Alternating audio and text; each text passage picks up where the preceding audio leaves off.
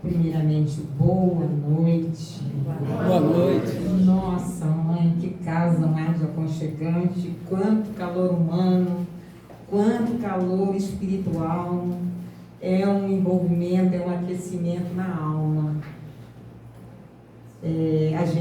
Primeiramente, eu quero agradecer ao 43º Conselho Espírita de Unificação de Maricá, pelo convite e dizer que é uma honra. Eu conheço duas presidentes, não sei se tem mais de outras casas, tem o Sérgio, né? Que eu já vi ali.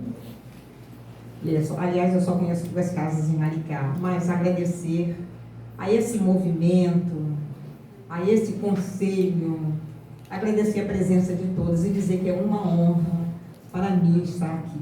Muita gratidão pelo convite. Fico muito, muito, muito feliz. E quero dizer a todos vocês que nesta noite em que aqui estamos juntos, vibrando na mesma sintonia, que nos sintamos abraçados por Jesus. Que Ele possa nessa noite nos alimentar com a sua paz, com o seu amor, com a sua brandura e principalmente com a sua misericórdia, que é o tema da noite. Eu fico com o microfone assim porque eu posso me movimentar. Já me pediram para não movimentar muito por causa, mas vamos que vamos, né? O tema é Bem-aventurado os misericordiosos. Essa é uma das bem-aventuranças proferida por Jesus no Sermão do Monte. Esse Cristo misericordioso que desceu dos parâmetros do infinito para iluminar as nossas noites escuras, consciencialmente falando. Esse Cristo que compreendeu as nossas inquietações, esse Cristo que compreendeu as nossas descompaixões, compreendeu também a nossa dificuldade de nos relacionarmos com o outro e principalmente conosco mesmo. Consciente da sua missão entre as criaturas humanas, possuidor de uma paz infinita, a sua presença branda e pacífica norteava e acalmava todos. Tanta paz que trazia no coração, tanto amor, tanta misericórdia. Andou pelos caminhos, pelas casas dos amigos, sentou ali, conversou aqui. Ele acalmava com o olhar, acalmava com o gesto, acalmava com a palavra, com a presença, mesmo no silêncio. Atuou no físico, no emocional, no espiritual, no psicológico.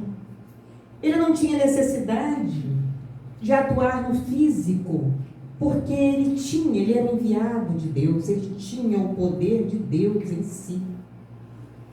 Mas ele atuava no físico por conta da incredulidade do homem, que ainda precisava ver para crer. Assim como nós ainda somos resistentes, às vezes precisamos ver para acreditar. Não basta o que ouvir, não basta o que falaram. Nós ainda temos muitas dúvidas. E ele precisava de atuar, sim, só para quebrar o gelo da incredulidade.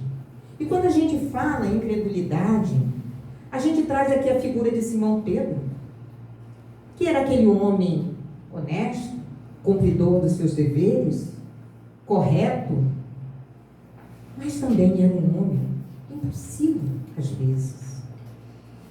Aquele homem que reagia antes de agir, muitas vezes.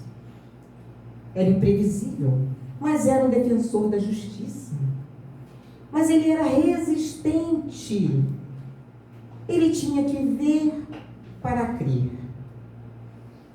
E a gente relembra essa situação de Pedro, que ele só acreditou na presença de Jesus quando, conta Amélia Rodrigues, no livro Trigo de Deus,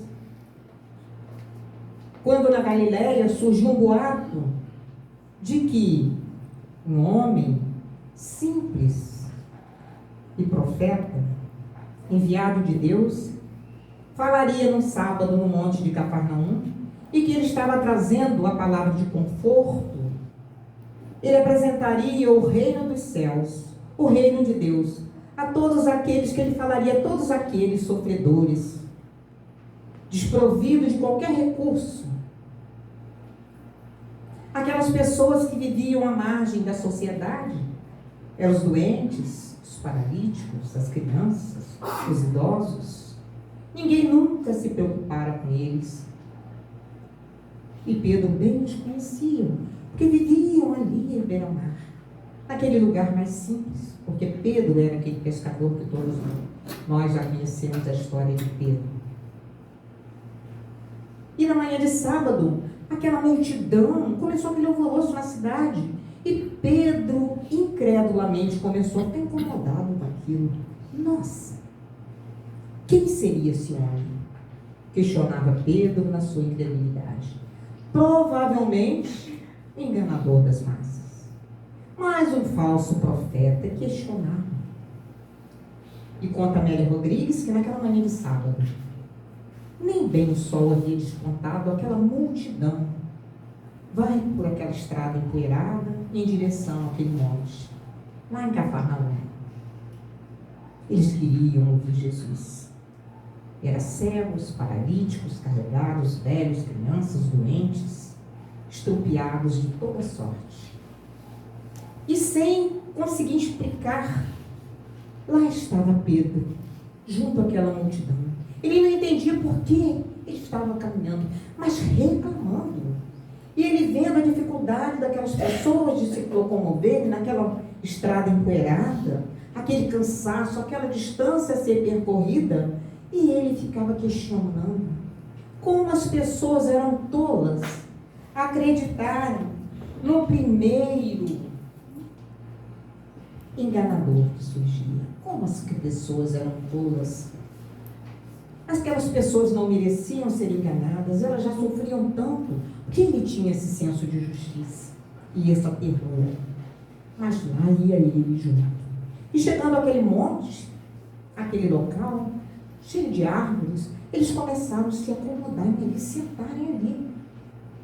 Estava naquele burburinho, um se acomodando de lá, outro se ajeitando de lá, aquele barulho natural da acomodação de cada um, quando de repente ele surge, belo e majestoso, cabelos e barba nazarena, impôs silêncio sem falar sem dizer uma palavra, e todos o olharam, aquele murmúrio, e ele aguardou o silêncio, e lá estava Pedro, incomodado. E quando houve silêncio, eis que ele começa a falar, trazer a proposta da boa nova para aquele povo. E era muita gente, e uma mulher que se encontrava lá atrás com uma criança cega nos braços, ela naquela emoção, ela interrompe a fala de Jesus e diz: Senhor, cura minha filha e eu te seguirei. Imediatamente Pedro olha para trás, e pelo fato da mulher estar muito emotiva, chorando muito, emocionada, afinal de contas, né, estar ali na presença de Jesus, todos estavam com o seu panorama psíquico e emocional, né, desestruturado, ou se reorganizando, enfim. Ele avança então, toma aquela criança nos braços e se aproxima de Jesus, a criança nos braços. Ele quis colaborar com aquela mulher. E quando ele olha para Jesus, Jesus mergulha os seus olhos no olhar de Pedro. E naquele momento, Pedro sente no fundo da sua alma, olhando para Jesus, Jesus a te dizer: Pedro, eu te conheço desde ontem. Ali já começa a balançar toda a estrutura de Pedro. Começa a demolir toda a sua incredulidade, embora ainda confusa. E Jesus, então, naquele momento, ele emudece a ponta dos dedos com a saliva e toca os olhos daquela criança uma vez, duas, e a criança, pela segunda vez, a criança volta a enxergar. E ele diz: vê, filha, em nome do meu Pai. Jesus dá esse recado, dizendo para que veio. Vê, filha, em nome do meu Pai. E aquela criança exultante começa a enxergar. A mãe, numa felicidade, vem e toma a criança em seus braços. E quando Jesus desce o braço, a manga da túnica rociou o tórax de Simão, que estremeceu. E ali ficou. Perdeu totalmente o contato com o mundo sensorial. Quando ele retorna assim, todos já se haviam ido embora. Principalmente Jesus. Conta Amélia Rodrigues que aquele homem incrédulo já não era mais o mesmo. A partir daquele momento, ele nunca mais fora o mesmo. Ele então desce Cafarnaum, taciturno e pensativo. Precisava de ver para crer.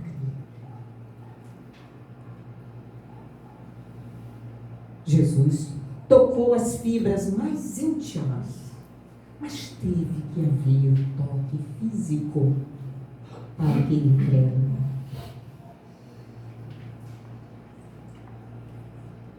Atuava na questão moral. Aquela mulher, quando os escribas e os fariseus foram levá-la até a praça: Senhor, pegamos esta mulher em adultério. A lei de Moisés diz que tem que ser apedrejada. E Jesus, na sua atuação amorosa, branda e misericordiosa, olha para aquela mulher. Ele conseguia visualizar o psiquismo das pessoas. Ele sabia que o aquele sentia, o que o outro sentia, tanto físico quanto moral, como espiritual, como emocional. Ele sabia que aquela mulher estava ali suplicando misericórdia, compaixão. E percebeu também que aqueles homens que queriam apedrejá-la precisavam de uma lição moral. E ele então fala: aquele que não tiver pecado, que atire a primeira pedra.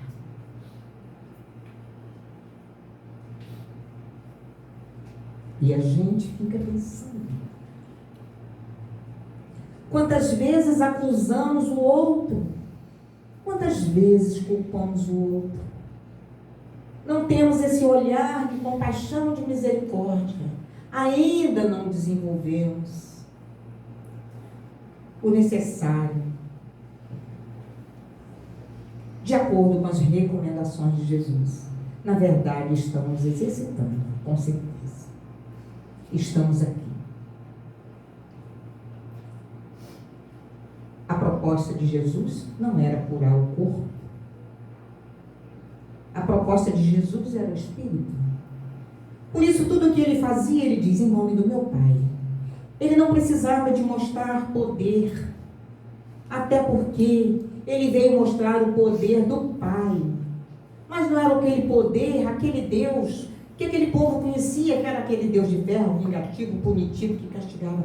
Ele veio mostrar um Pai misericordioso, generoso, um Pai que abraçava todos, principalmente os caídos, necessitados, os sofridos. E até hoje, a voz do Cristo ecoa em nossas almas, nos apresentando esse Pai generoso e bom, amoroso, cuidadoso, esse Pai que nos conhece, que acredita em nós, que sabe que nós estamos numa luta constante para vencermos as nossas imperfeições, as nossas durezas dos nossos corações e principalmente Eu costumo muito falar isso, até falei com meu filho. Filho, a nossa resistência. A palavra de ordem, digamos assim, é a resistência, porque ainda somos resistentes. Não percebemos. Não, eu não sou resistente. Sou sim. Eu resisto à mudança, eu resisto à opinião, eu resisto à modificação, a mudar, a sair do lugar. Às vezes eu quero ficar no canto. Não, eu não quero nem saber, eu quero ficar quietinho aqui no meu canto. Se eu quiser ficar no meu canto, eu vou desencarnar no canto. E vou para o mundo espiritual para ficar onde? Lá não tem canto, não. Tem canto no mundo espiritual, gente? Não. A realidade lá é nua e crua. Eu tenho que me sacudir. Então vamos agitar. Vamos crer. Se eu ainda não creio, eu vou exercitar a minha fé. Porque todas as minhas dificuldades a vencer necessitam de exercício. Uma criança chega à escola, ela não é aprovada se ela não estudar, se ela não praticar exercício para ser promovida. Se ela não conseguir isso, ela vai repetir, ela vai para recuperação. Se for para uma faculdade, vai para V1, V2, P1, P2, algumas coisas assim, os termos que usam na faculdade. Enfim, mas temos que aprender. Estamos aqui ainda. Precisamos aprender. Precisamos recomeçar. Precisamos quebrar o gelo da nossa resistência. Ainda o mundo está no que está por conta da dureza dos corações. Somos resistentes? Somos. Ah, mas eu tenho compaixão do meu irmão. Será que temos? Veremos mais adiante. Na verdade, Emmanuel diz que no Sermão da Montanha nós encontramos muito mais desafios do que reconforto. O Sermão da Montanha é um desafio. Ele diz que Jesus prometia as bem-aventuranças aos misericordiosos, mas aos misericordiosos que estivessem dispostos a caminhar com Ele, a avançar com Ele, eliminando as forças da impiedade, da indiferença, que estão ao alcance a serem removidas. Se estão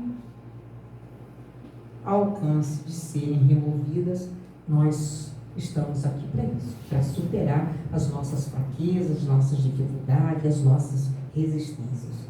Por isso que Jesus disse assim: no mundo tereis aflição. Jesus disse: no mundo tereis aflição, mas tende bom ânimo, eu venci o mundo. Olha o incentivo de Jesus, não passando a mão na nossa cabeça. Olha, vai viver dificuldade, como a gente faz com o filho. Meu filho, é difícil, mas você consegue, vai lá. A gente quer que o filho vença. É Jesus. No mundo tereis aflição, vai sofrer, vai doer, mas eu venci o mundo, você vai vencer também. Que mundo é esse que Jesus diz que ele venceu? O mundo das aparências, o mundo das conveniências. Porque muitas vezes eu atendo muito mais ao mundo material do que ao meu mundo interior, meu mundo espiritual. Os valores, muitas vezes, está certo que a gente não está fazendo apologia contra o mundo. Estar no mundo é uma bênção. Precisamos valorizar as horas no mundo, como Jesus valorizou, dizendo: Pai, não peço que os tire do mundo, mas que os abençoe. Jesus nos abençoou no mundo, continua nos abençoando. O mundo é fundamental, não é porque só é a nossa escola, não. Porque é o nosso hospital. É o nosso hospital psiquiátrico. É o nosso hospital cardíaco. Hoje é o nosso hospital. É aqui onde precisamos aprender, ralar, para a gente compreender. Nós sabemos que não estamos sozinhos. Porque se estivéssemos sozinhos, a gente ia sucumbir. Deus conosco sempre, em nossas vidas. E a gente então vai aqui no Evangelho, se a gente vai ler um pouquinho, tá, gente? Só para a gente explanar aqui.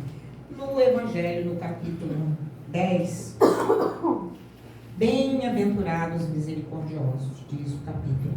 E no item 1 diz assim: bem-aventurados os que são misericordiosos, porque alcançarão a misericórdia. No 2 ele diz: se perdoardes aos homens as faltas que cometeram contra vós, também vosso Pai Celestial vos perdoará. A gente vai entendendo aqui que a misericórdia está condicionada ao perdão. É necessário perdoar, ainda a dificuldade que temos. A gente dá vários nomes, mas a gente tem dificuldade de perdoar. Uns mais, outros menos. Mas eu conheço gente, creio que vocês conheçam também, pessoas que desencarnaram, mas não conseguiram perdoar. A resistência é tão grande. É difícil? É difícil. Cada um tem seu calcanharzinho de Aquiles numa questão. Mas é difícil, mas sem exercício a gente não vence. Sem exercitar a gente não vence. Eu preciso me conhecer para saber o que me infelicita. Quando eu sou triste, eu sou infeliz, eu coloco a culpa no outro. A culpa é do outro? É minha. A dificuldade é do outro. Quando eu estou triste, quando eu estou revoltada, a dificuldade é minha. Então eu preciso me conhecer. Às vezes a gente assim, procura ajuda de um psicólogo. O psicólogo não vai te curar, não vai ensinar caminho, não. O psicólogo, ele vai te ensinar. Tem algum psicólogo aqui, gente? Tem algum? É, irmãozinha lá. Se eu estiver falando errado, pode me corrigir. O psicólogo vai te ajudar a te conhecer, para você encontrar o caminho do errado. Porque se o psicólogo ele ficar, olha, você faz isso, o psicólogo não é um conselheiro. Ele é um orientador, ele te ajuda você a se conhecer, se descobrir e trabalhar em você as suas mazelas, as suas dificuldades, aquilo que te faz sofrer.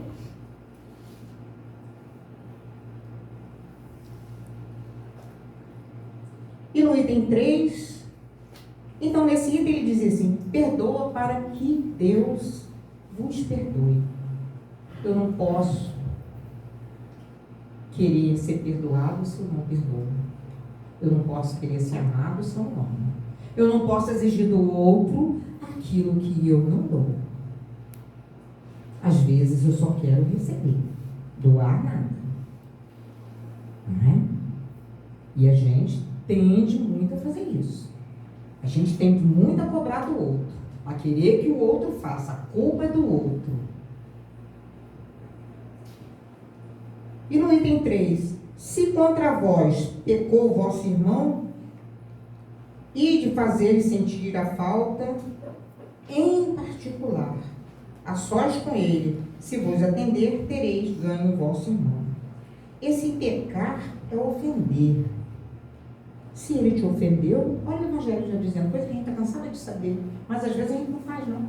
Se ele te ofendeu, a gente quer dar o troco logo. Uma ofensa, eu dou logo o troco, acabou o assunto. Comigo assim, eu resolvo logo. Não é. O Evangelho diz, chama ele em particular. Conversa. Dialoga, não bate boca, não troca ofensa, não fere. Conversa com ele. Se resolver a situação, está tudo bem.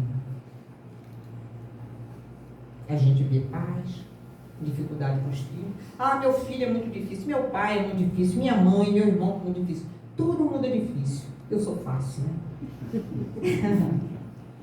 Quando todo mundo é difícil, o problema é do outro. O meu não é.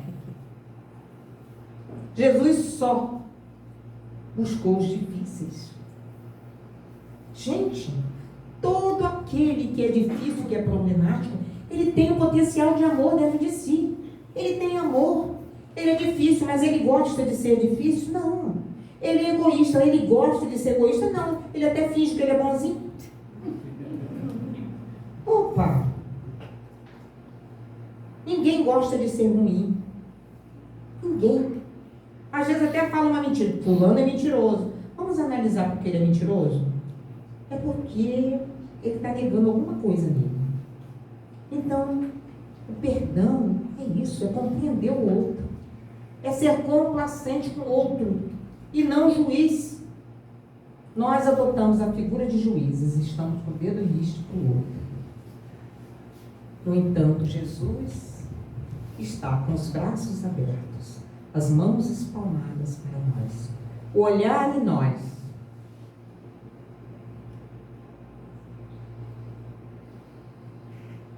Quando Zaqueu sobe na árvore e Jesus está ali, junto àquela multidão, e que Jesus olha para cima, Jesus diz: desce, Zaqueu, hoje convém dormir e hospedar na sua casa. Conta Humberto de Campos, no livro Boa Nova, que Zaqueu desce e na mesma hora ele dá o braço a Jesus e os dois saem conversando.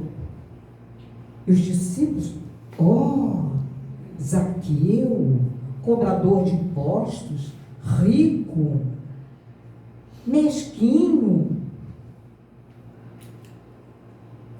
Inclusive Pedro ficou incomodado, porque Pedro, senso de justiça, ele era aguçado, era atinado, enfim. E quando Jesus, aí foram para a casa de Zaqueu, aquele mau banquete, Zaqueu na maior alegria. Quando Zaqueu foi lá pedir um servo para preparar a mesa, Pedro fica sozinho com Jesus: Senhor, não estou entendendo, Senhor. O Senhor fala que o reino de Deus veio para os humildes. Zaqueu não é nada humilde, Senhor. Que veio para os pobres, Zaqueu é rico. Jesus ouviu tudo pacientemente.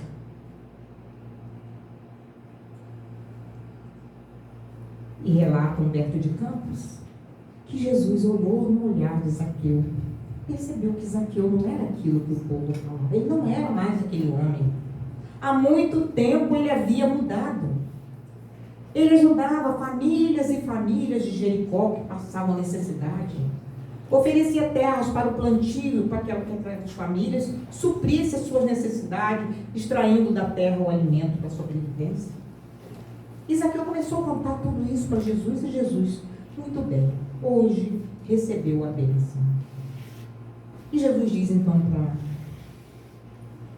para Simão: Simão, você viu o olhar de Zaqueu?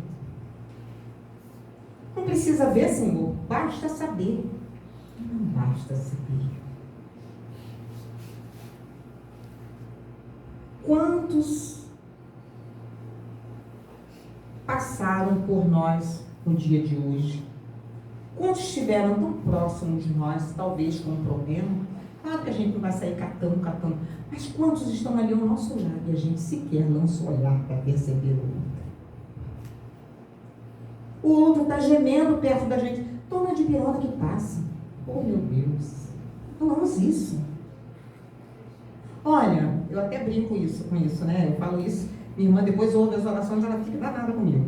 Ela é evangélica, então eu tive assim um período meio metada lá, e ela me ligou: minha irmã, você como é que está? Eu soube que você não está bem. Rafael, meu filho, falou para ela: que você não está bem, tal. Aí eu falei: não, eu estou melhorando. Não, minha irmã, olha, eu vou orar por você, semana que vem você vai ficar boa, semana que vem eu vou ir. Aí eu falei com minhas filhas: ela manda em Deus, né? Porque ela mandou Deus me curando, que ela chega na próxima semana. Então, é mais ou menos assim. É assim. A gente: não, minha irmã, você vai ficar bem, pode deixar que eu estou orando por você. Não, minha irmã, que eu posso ajudar? O que está acontecendo? Aí se ela disser assim: olha, ore por mim. Então eu vou orar. Mas às vezes a gente ainda quer cutucar. Mas de que você está precisando? É problema de saúde? É problema financeiro? Não precisa me contar. Só para direcionar a oração. Isso é cuidado. Quantos casais estão dormindo na mesma cama, indiferentes, um virando para lá, outro virado para cá? Não estão zangados, não estão aborrecidos, não nada. Simplesmente esqueceram da parceria, do aconchego, do conforto, de tocar o olhar. Toque. Quantos filhos estão abrindo a porta, indo para a rua sem ter hora para voltar? Porque lá na rua eles encontram aquele amigo que o abraça. Até quando aquele é o amigo? Quantas crianças pedindo colo? E você diz, para com isso, menino, você já cresceu, senta aí na cadeira. Opa! Então, não é mimo, é cuidado, não importa a idade. E assim os idosos, vou aproveitar para falar de mim, eu também sou idosa, né? Enfim, então, é esse olhar, essa brandura. E aqui no item 4 ele fala assim, a misericórdia é o complemento da brandura, ser brando, ser manso. A gente não precisa de se agitar, de se alterar para falar as verdades. As verdades precisam serem ditas, mas com brandura, com calma. Eu posso dizer para você tudo o que você precisa ouvir, mas eu posso saber, eu tenho que saber falar. Eu tenho que te perguntar primeiro se você quer ouvir. Se você não quiser, eu não tenho o direito de te falar. Porque nem sempre a minha verdade é a verdade do outro. E se eu estiver equivocado? Então ela diz aqui, a misericórdia ela consiste no esquecimento e no perdão das ofensas. A gente já até adiantou, o perdoar.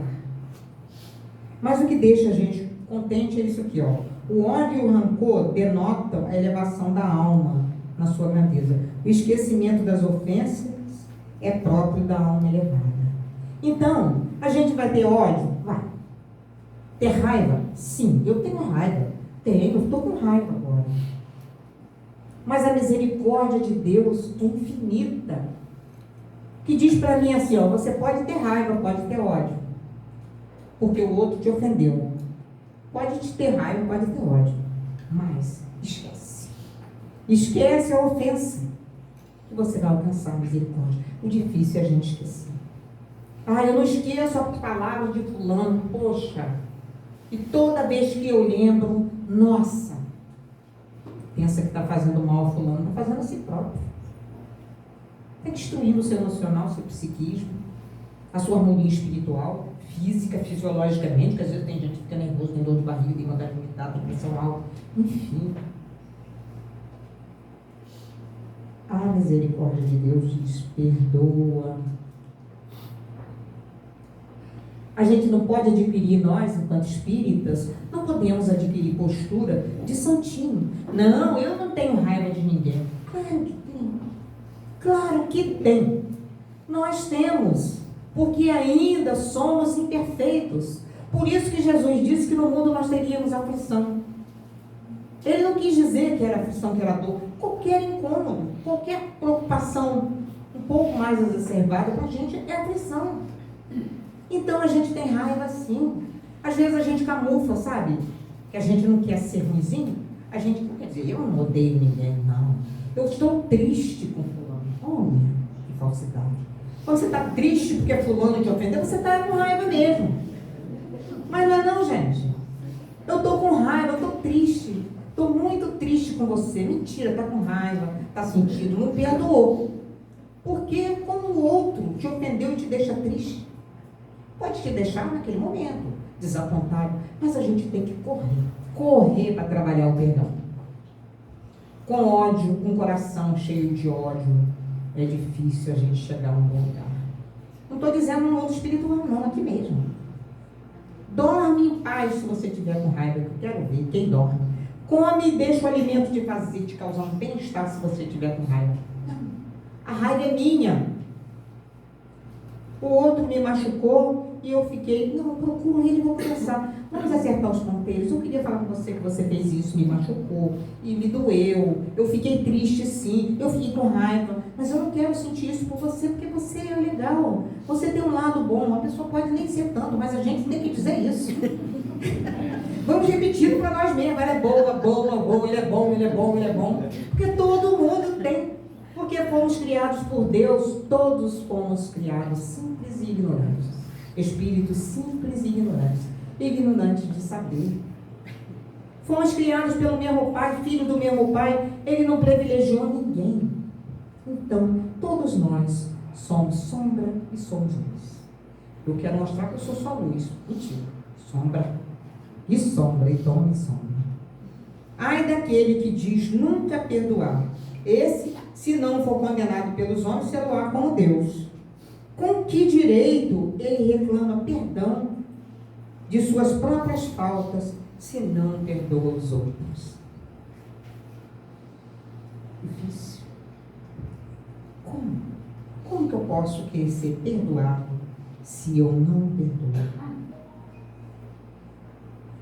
Ele diz aqui que a alma sem elevação, aquela que não perdoa, é ansiosa. Vamos ver onde a gente se sente aí. Ansiosa, sombria, cheia de fel. A alma elevada é aquela que perdoa, é calma, toda mansidão, pura caridade. A gente está a caminho, né? Nem a gente está nenhuma nem outra, né? Fel, cheio de fel, a gente não está mais, né?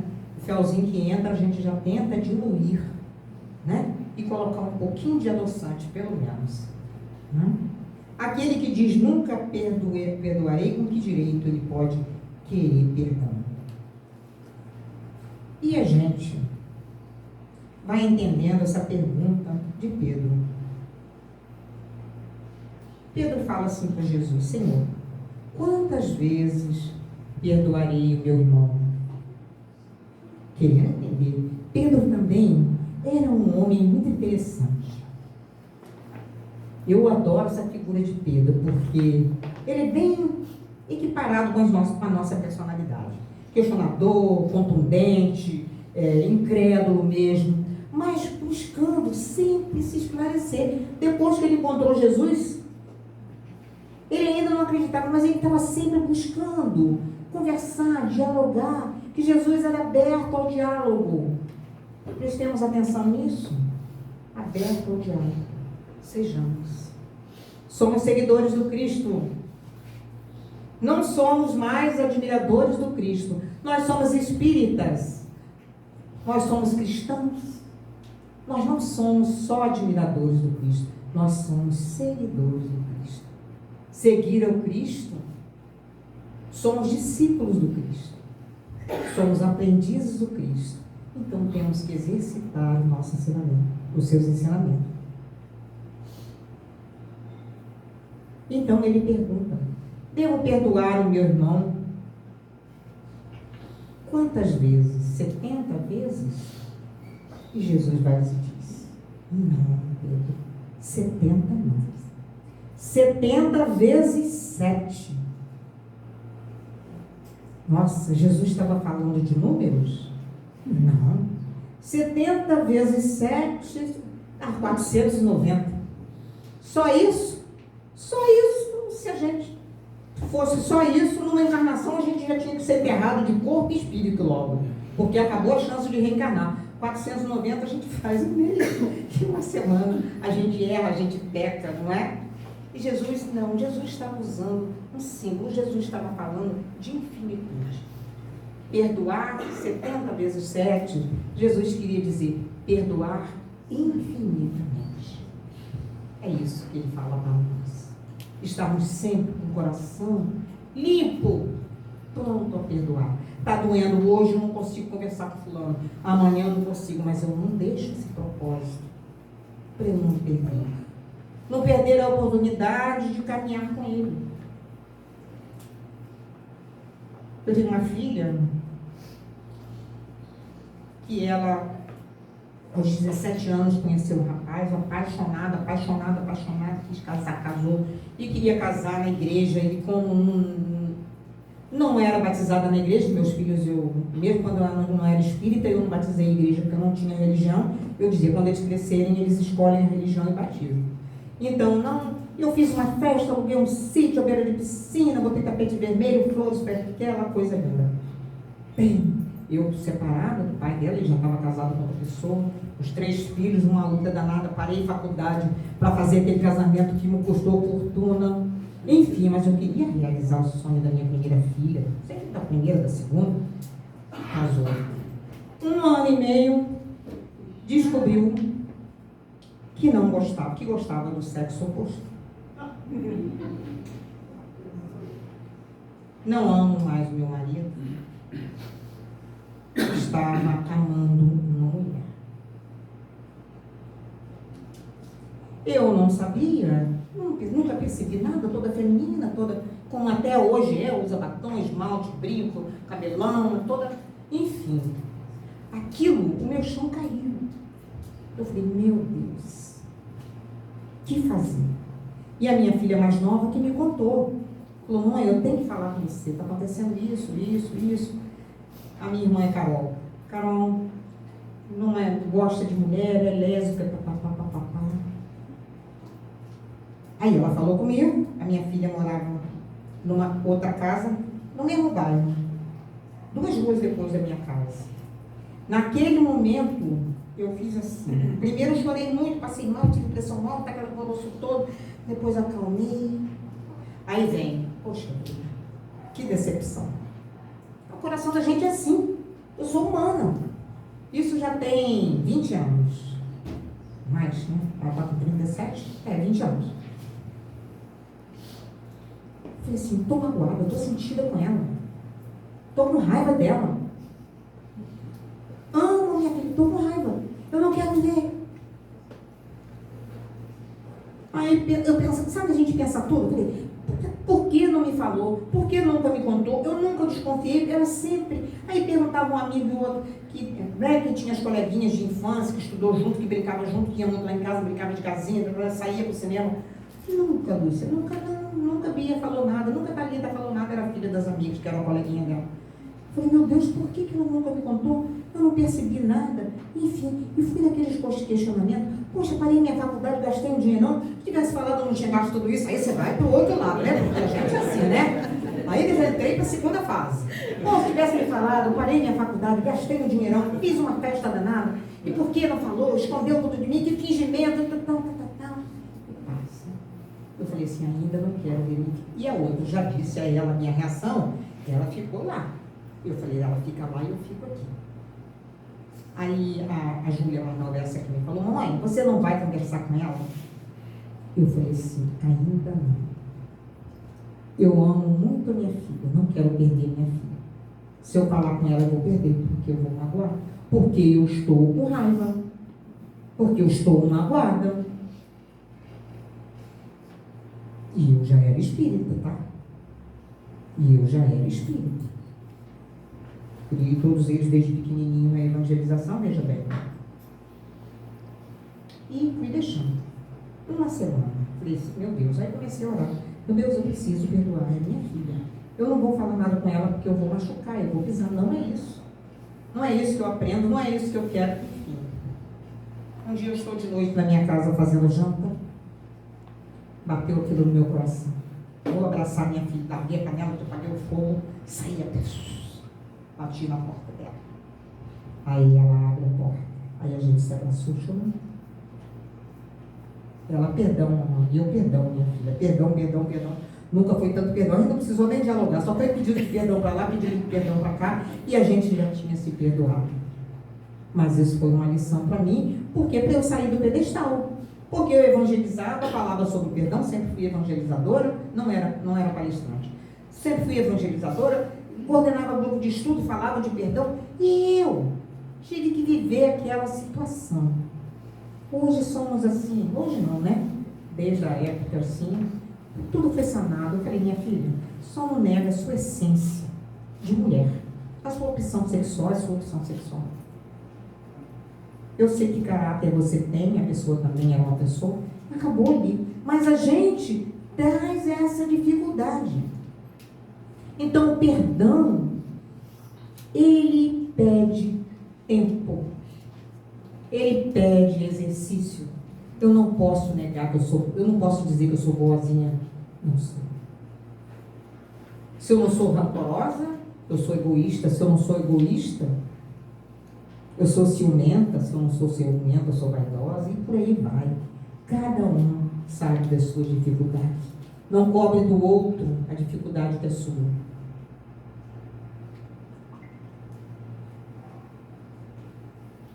E aí, nesse momento, após essa conversa de Jesus de 70 vezes 7, Jesus começa, então, a contar a parábola do servo, só para fechar, do servo compassivo.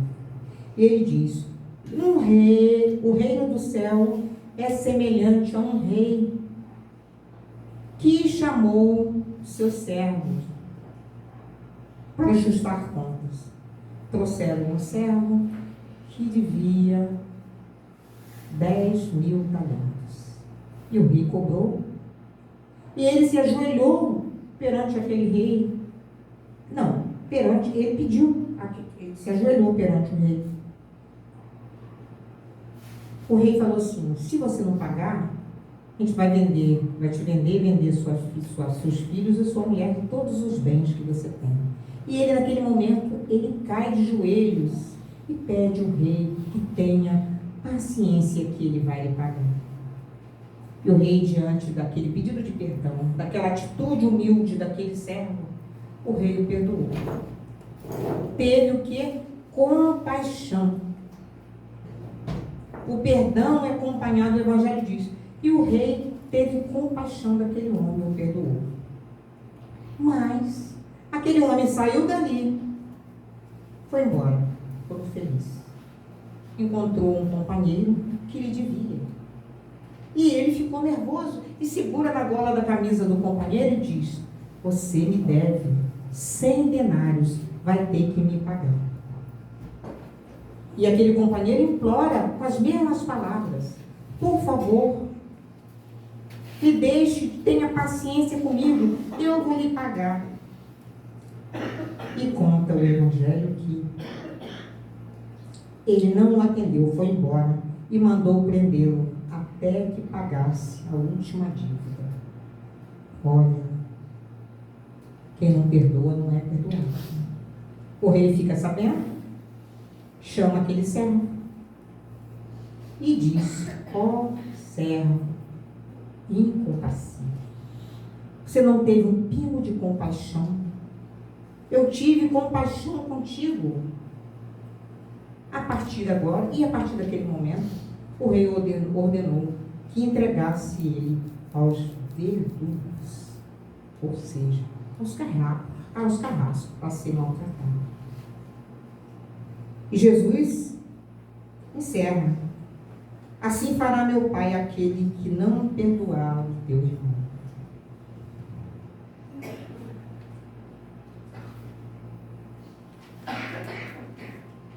Aquele que não perdoar o teu irmão.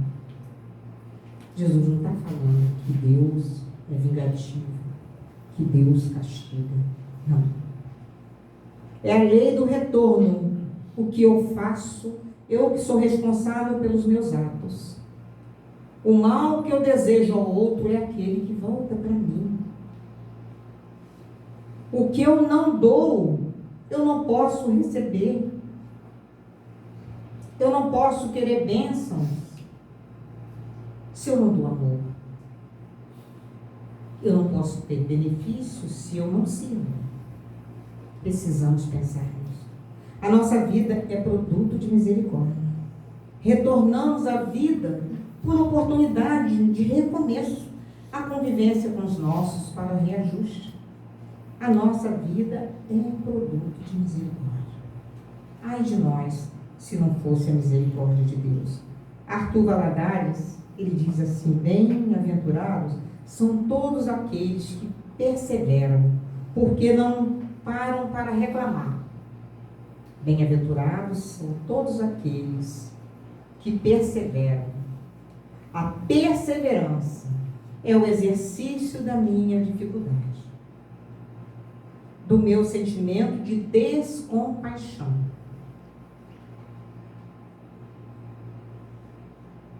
Toda a história de Jesus, todos os atos de Jesus eram tomados de compaixão, de amor.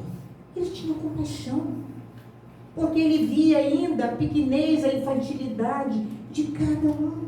Ele agia com ternura, com brandura, com misericórdia, com compaixão, pura compaixão. Repetindo: bem-aventurados são aqueles que perseveram, porque não param para reclamar, porque estão se esforçando. Meus irmãos, e a gente vai finalizando.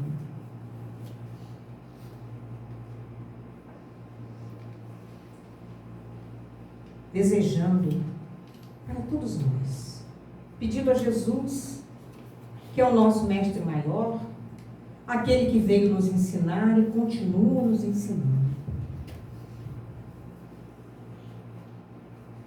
com a sua presença, nos ensinando a ser mais complacentes, nos ensinando a ser mais vigilante nas nossas inquietações. Somos inquietos porque somos aflitos ainda. Vigiemos. O orar e vigiar de Jesus tem essa conotação, cuidado.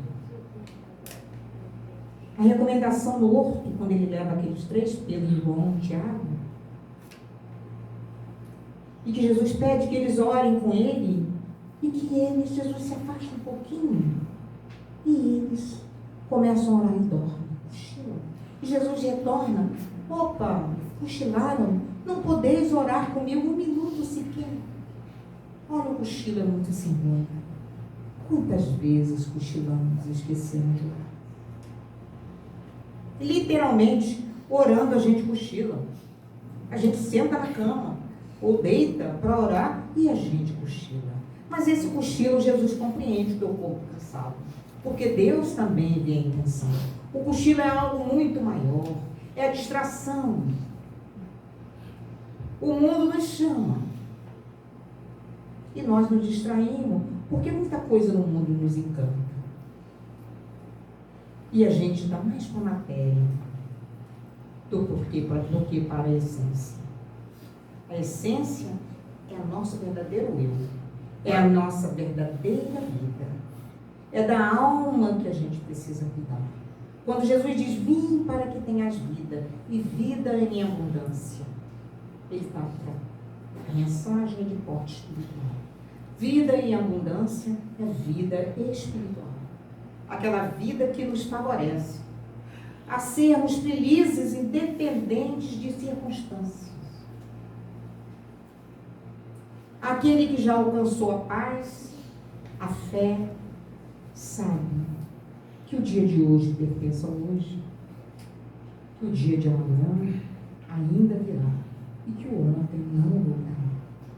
Vivamos o hoje, tenhamos compaixão hoje, sejamos misericordiosos hoje, amemos o máximo, compreendamos o máximo. É isso que o mestre pede. E para encerrar, a gente trouxe uma prece, que ela está no livro Compromissos de Amor,